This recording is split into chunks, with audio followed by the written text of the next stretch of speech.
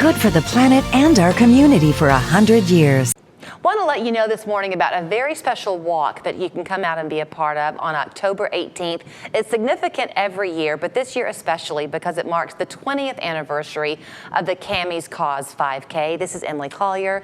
She is with the MCR Foundation, who is the beneficiary of the event on the 18th. Good to see you. Nice to see you. 20 years. 20 years. It's hard to believe. So many people, I hope by now, are familiar with the name MCR Foundation. You did begin in true Chattanooga form as a kind of a grassroots effort to fit a need that didn't exist here to help women and men, girls and boys with eating disorders. Yeah, so that is what we started with. You know, we wanted to do a lot of education on the front end. That was one of the big things, you know, prevention.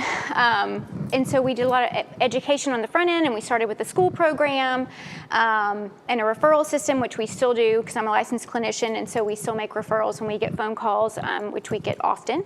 And yeah, it's sort of grown into sort of, you know, what does the community need? What are the current mental health issues that, you know, including eating disorders? And so now we do all kinds of stuff in the classroom with high school students, with parent panels, and all, you know, all kinds of stuff, all within, you know, mental health awareness that also includes eating disorders and body image issues and all of that. I think all of us have become more aware of what mental health awareness even looks like, how to describe it.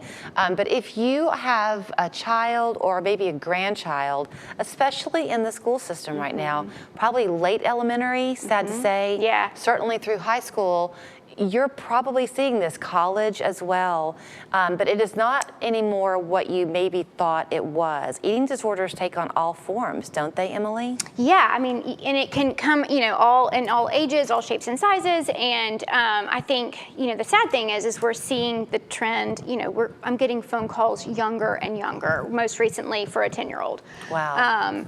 And which is, you know, you're like, like it's just, that's and heartbreaking. A lot, it is heartbreaking. It is heartbreaking.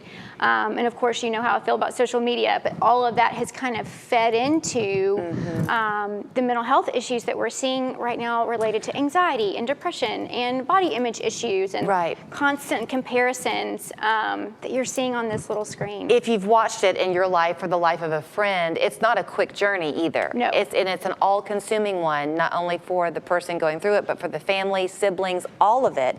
So with the walk on October 18th, what y'all do every year is it's a fundraiser because you're able to keep those resources local so that people aren't having to travel far away in this difficult time. Yes, and so all the proceeds go to the MCR Foundation, and this year we have two very large initiatives that we're working for as we roll into the 20th year as MCR. We're looking for, we have a goal to have an endowment, which will allow MCR to live on for years and years and years permanently. And then also we're super excited to be starting a scholarship initiative. And so it's taken 20 years, but 20 years later we are moving towards being able to offer some scholarship funds for individuals that need treatment, whether that's individual therapy on the outpatient level, whether that's intensive outpatient, whether that's, you know, helping to cover the cost of inpatient treatment.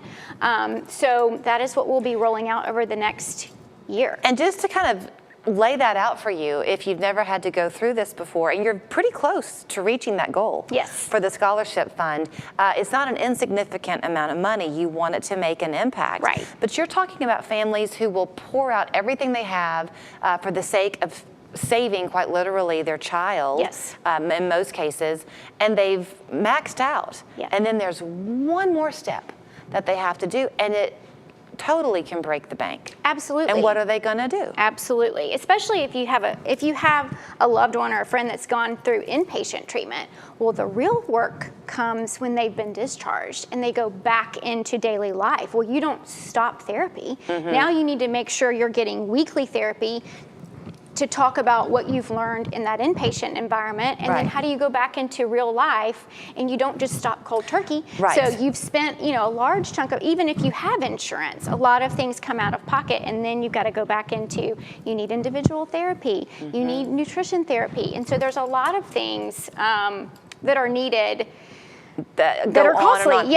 But the great thing about it, and I've had the privilege, really, of working closely with y'all over these years. I don't know how I got linked with you, but I'm so glad that I did. Yeah. But you see success story after success story. It is not something where you try it and it doesn't work. It works. Yeah. So the monies are well used. Yes, we do see a lot of success stories, and that's a lot of what MCR. The earlier you can catch it and identify, hey, I think this is going on in my child or whatever, the more successful we can be, if we catch it early. And so we do have a lot of success stories and a lot of folks that are in recovery. Yeah.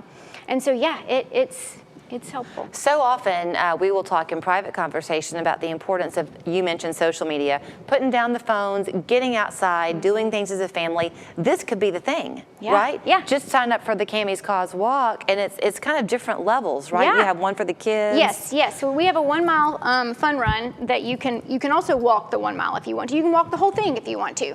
But we have a lot of kids that participate in the 1 mile, and that's super fun for them because you get a medal at the end, and it's a great thing to do as a family. There will be a kid zone this year. We'll have a bounce house. We'll have face painting and fairy hair and all kinds of stuff like that for kiddos. Cute. We're also, since we're in October this year, doing a costume contest for your adult and your pups. So if you have a kid-friendly pup that you want to put in a costume, do it, and they can do the walk too. So it's a great thing to do as a family, just to encourage, like you said, put the phone down, come do something fun as a family, do something active, start your day.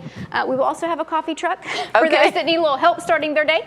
But yeah, it'll be great. Okay, the place to be is Ross's Landing on October 18th. Yes. The way to sign up is to go to mcrfoundation.com/Cammy's Walk. And if you are needing some help right now, or someone you know is, do not hesitate to call. Go on that website, find their number, and give them a call. They'll be happy to help you. Yes. Good to see you. Thank you. Good to see you.